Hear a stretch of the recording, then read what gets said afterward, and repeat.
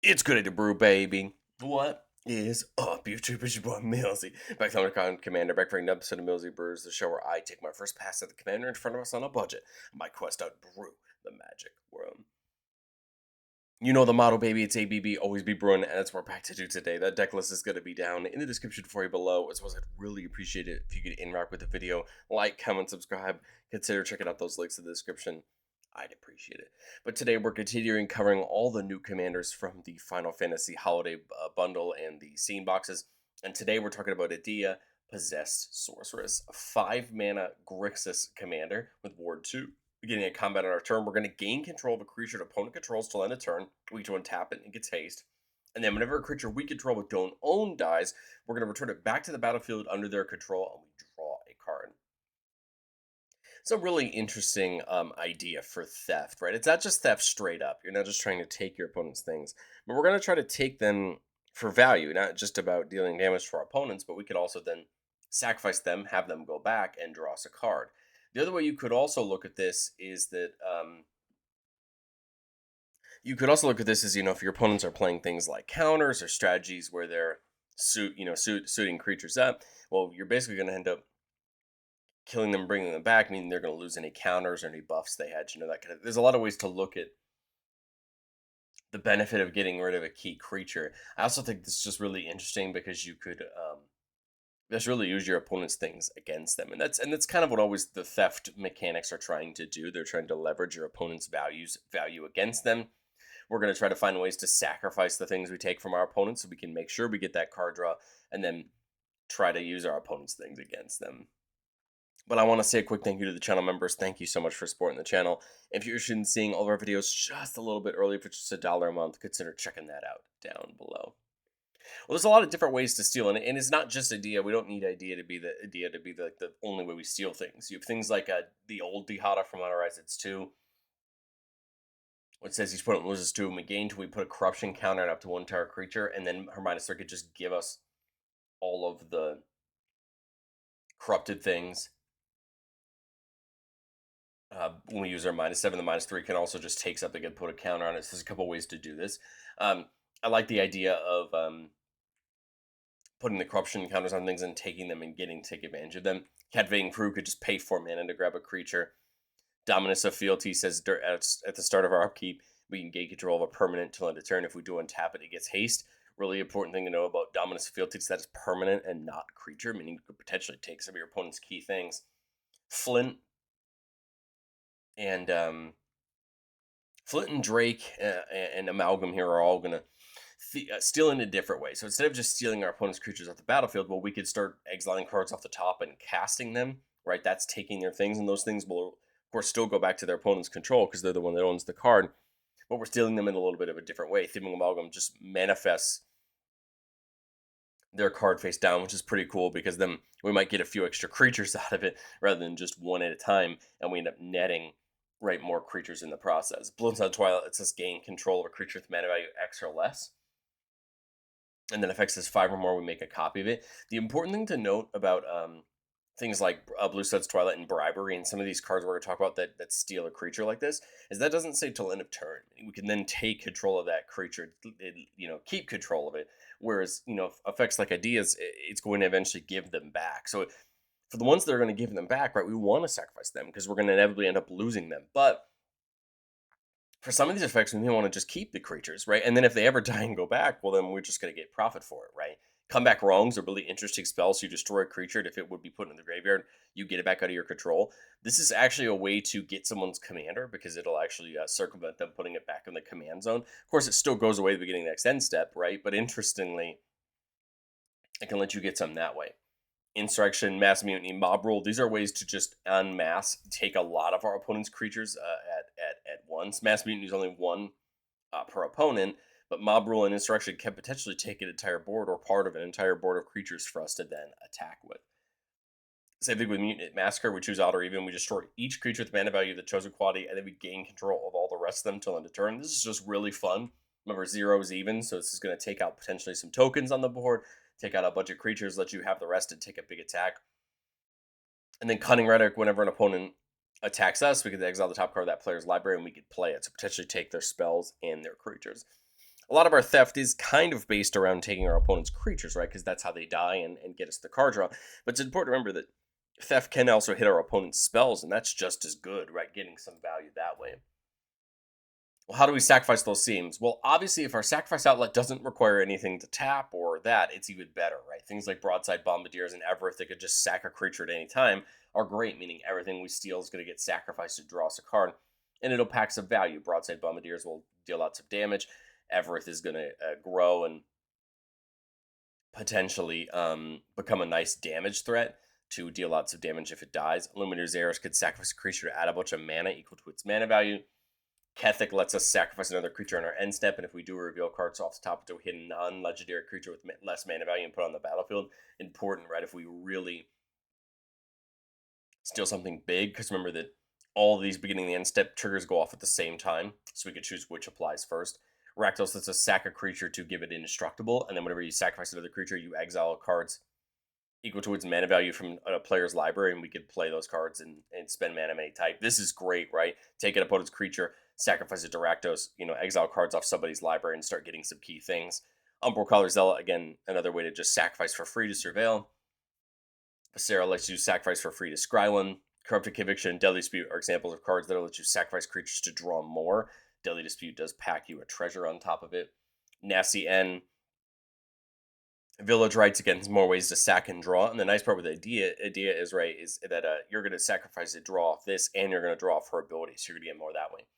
And then Kazul's Fury, you could use these fling type effects just to uh, sacrifice it and deal damage equal to its power to something, So there's lots of ways you could take advantage of sacrificing. It's not just that.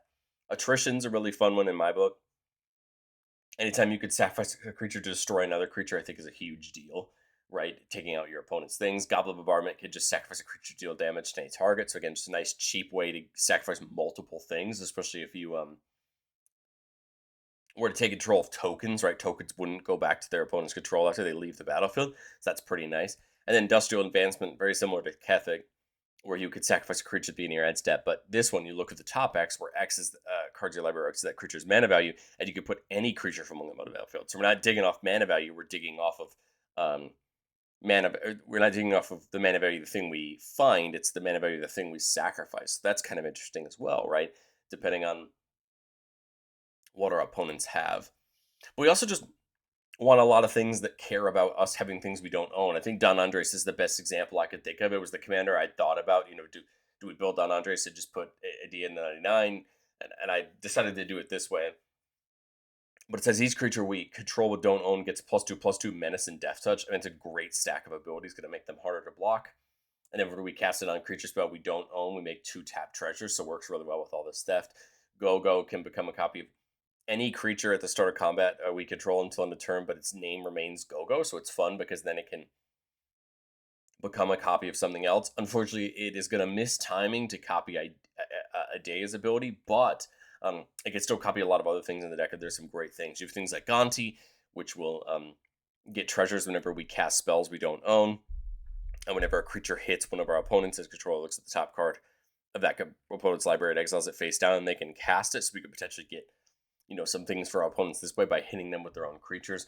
Karlach can give us extra combats and give all our creatures first strike. Irenicus can make extra copies of Edea or any of the other creatures we have.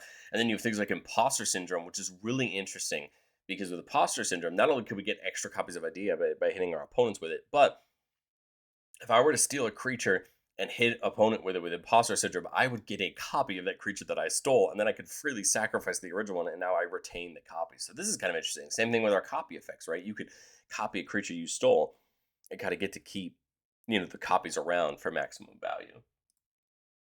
Truthfully, there's a lot of nuance, and by nuance, I mean there's a lot of ways to take advantage of this. I think, I try my best to balance the number of ways to steal, the number of ways to sacrifice, and the number of ways steal and sacrifice, and the profit will be there no matter what. But I think it all just comes down to what part of the value of this system you value the most. So going into testing, that's what I'm going to try to figure out. Do I have enough ways to sacrifice? And not only that, but do I have ways to sacrifice profitably? Things like a Yara can sacrifice to deal out damage, where access to sacrifice creatures mana value saw in half lets you destroy a creature and get 2 copies of it, but their power and toughness are halved. A really interesting ability depending on what you steal. Hideous Taskmaster seems fun, coming in and stealing up to one thing from each um, opponent, and giving them trample, haste, and annihilator one. I think there's a lot of ways to just really look at this theft. I think it's just gonna come down to finding the brand of theft you like the best, whether you like these active treason style abilities, whether you like using things like Nathan Drake and Conti and digging off people's libraries. There's so many ways to kind of do that. I think it's just going to come down to finding the style of it you like the best and leaning into it. Let's do what we love to do on the channel the most and get into our playtest. Remember, the goal of playtest on our channel is not to find magical Christmas land. It's not just to shuffle our best plays, but it's getting some gameplay scenarios and kind of get some test hands and see how we set them up. So here I've got a two-lander with a talisman. So we're just really 1 or 2 mana off Edea, but we see Flint, we see Nathan Drake, we see the new Garland, and then Gonti. So I really don't mind this hand. I was going to say we're really only like a mana or two of off being really good. So now comes the question here on turn 2. I can't cast Edea, right? Because this Haunted Bridge is going to come in tapped. But I've got 4 mana. The question is, what do I use it for? Well, I can't cast Flint because this is my only red source at the moment. I can't cast Gonti. I think Garland or Go-Go are my only targets. So Garland says whenever it enters, target opponent becomes a monarch. Whenever an opponent becomes the monarch, you gain control of a creature that player controls for as long as they're the monarch. And then we get to buff all the creatures we control but don't own, but they can't be sacrificed. That's an interesting downside, depending on how you're looking at it, right? But I don't see a ton of sacrifice in my hand, so I don't know that I mind that, right? I think Garland's fine to get down here, because now we can get Edea down, right? Steal it, go ahead and start attacking. Here I really like Flint. Flint's just one of those cards that I think make a ton of sense. We can get Go-Go in as well this turn, or we can hold up the mana for the denial if we're worried about somebody removing. But now the nice part about this is that our unfortunately our number of outlaws is only 1 at the moment, but it's something we can grow over the course of the turns, and we're going to start just taking things. The other key thing about Flint is he turns creatures we control but don't own into mercenaries, making them outlaws as well. So we should ideally have, if we got one from Garland, that means we have at least 1, but every turn we're going to have one with Edea, meaning we have at least 2 on our turn, but only 1. And we could just try to find, more value off of it that way. There's the village rights, but again, unfortunately, we can't sacrifice them because of Garland's ability. So there's a couple ways we can look at it. I mean, you can get Nathan Drake down. You could try to look at, Go-Go. But the important nice thing here is that we don't know what we hit off of Flint. I love the idea of Gonti getting some treasures and exiling some more cards. Garland, I think, can be either a great piece or a non-bow, depending on how you want to do this. If you're seeing a lot of sacrifices effects, then Garland kind of stinks. But if you're not seeing a lot of sacrifice effects, yeah, I think Garland's great because he's just buffing all the creatures you're taking. I mean, I like Drake here and I like Gonti. Those would be the 2 I'd be looking to play this turn. Gonti might even make more sense because it might encourage your opponents to attack each other. And it's a mercenary, right? So, or they're both mercenaries, so that'll help. And again, not terrible. I mean, we're starting to see the seal effects coming together. We have some ways to protect the board. If I go Gonti, I will have a way to protect. That will be 1 mana off the Arcane Denial. I was gonna say we'd be close, but that's okay. I mean, I don't mind it. I think you're starting to see the cross section of the abilities we want to see kind of pairing together to take the value there. Playtest 2 here, keeping a 3-lander. There's Sorceress for the sacrifice, Sorceress here, and Bombardment. So a very sacrifice-heavy hand, but we have some counterplay to back it up if we need it. Turn 1, 2 here. I'm just getting stuff in. Turn 3, I'll play this so that Summit comes in untapped next turn. I don't mind Sorceress. Turn 4. I don't even hate the idea of, copying Zareth, but I really would rather copy Edea. We'll get the Bombardment down, hold up the Arcane Denial just in case anybody has anything. But here I think it's Edea. And now the nice part is you can attack and you have multiple ways to sacrifice. So whatever we took, we should be able to sacrifice for value. Get the Felwar in, and I really just want to copy this with Irenicus's. And again, same thing. We have a way to take 2 things, multiple ways to copy it. So probably at least 1 card coming out of that. 5 mana here. We're getting up to that, Mutinous Massacre mana. We could get something like Captivating Crew down if we want to. Go-Go could start copying triggers, but I think I'd rather leave something like Corrupt Conviction up and use one of the things we take this turn to, draw a couple extra.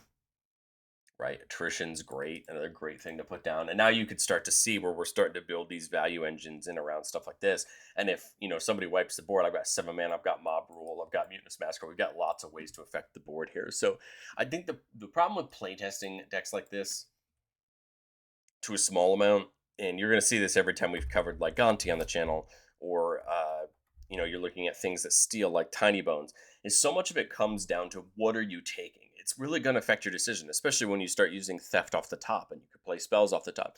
It all comes down to what are you taking and would you play it over something in your hand. So it kind of shortens the playtest a little bit because I'm now relying on what my opponents have that I'm taking versus just on what I have, right? So I think you could start to see that like it does make a difference, right, so to speak. Playtest 3 here, keep it a 4-lander. We see Garland again, we see Village Rights. So again, right, we talked about Garland being a slight non-bow with some of these styles of abilities. So I think it's something worth thinking about in the back of your head. Is Garland the best choice? Does this get me Rakdos? No, I need double black. I would have had to have played the last turn, so all I can do this turn. I can't even play Garland this turn, so I definitely should have thought about my lands better. I think it's just Rakdos here. Get in, get it started, and then Edea. So maybe it's something we think about, right? If we really want to sacrifice these things, maybe Garland isn't the best, but some games and I think the other thing to think about, this is something I don't think we talk about enough, honestly, in Magic, is like, just because a card's in a deck and it's in your hand doesn't mean you have to play it, right? There's so many examples of times where you'll leave a piece of removal in your hand and maybe you never have to play it. There's never something that worthy enough that you feel like you need to burn the removal. Garland may interact better in a game where we just don't see a ton of the sacrifice effects and we really want to use it that way, right? But that doesn't mean that we have to just run him out every time we see him. I think there's a lot of players that would probably just say, well, no, I see a good, I see X card, I have to play it. But it's like, think about it. Do I have to play it every time? Can a card exist in your deck for, let's say, at best case scenario, let's say at worst case scenario, it was half the time. Is a card still worth putting in your deck? I mean, my answer would be yeah.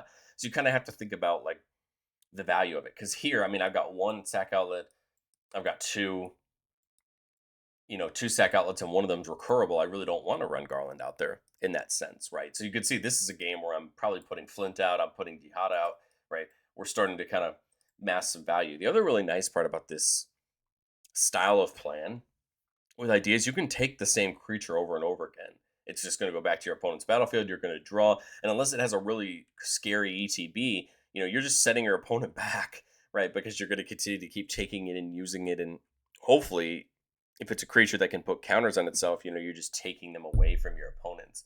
So there's Edea. You take the thing. I'd just go deep on Rakdos' ability. Yeah, I've already used most of my mana this turn, but I'd still rather mill my opponent a little bit if you think about it that way. I love Flint with Rakdos because Rakdos is already a mercenary, and then is Warlock part of mercenary?